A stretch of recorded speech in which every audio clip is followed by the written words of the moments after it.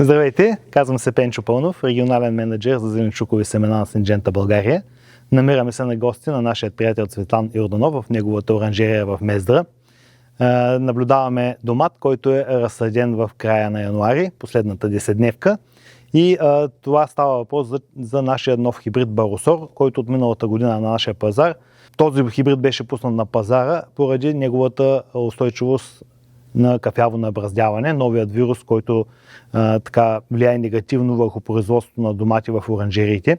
Освен тази устойчивост на кафяво набраздяване, върху която акцентираме, този хибрид има много голям набор от други устойчивости. Общо има толерантност на 5 вируса, което го прави едно много устойчиво растение с много стабилен растеж и развитие. Това, което се харесва от производители и търговци е, че доматът е с много постоянно качество, равномерна едрина на плодовете, червен хибрид с наситително червено оцветяване и отлични вкусови показатели, които не просто са сравними с розовите, дори бих казал, че на много от вкусовите показателите за този червен хибрид са по-добри от розовите. Другото, което се цени много от търговците е, че много дълго време издържа на съхранение без да дава фири, което го прави доста печеливш при търговия.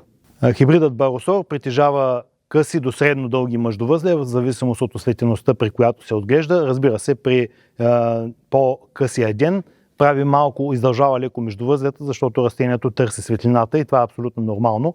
Положително качество при него е, че при условията на къс ден не прави деформации по плодовете. Едрината е около 220-250 грама, но е страшно много добре изравнен като едрина на плодовете и почти няма сортировка в складовите помещения.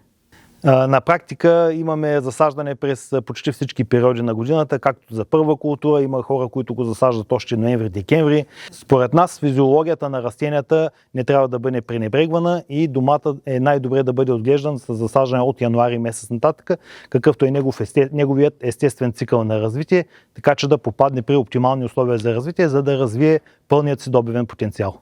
Опитът до момента показва, че всички производители, които са произвеждали този хибрид, са го харесали и повтарят неговото отглеждане и все повече търговци започват да го търсят поради качествените показатели, които вече изредихме.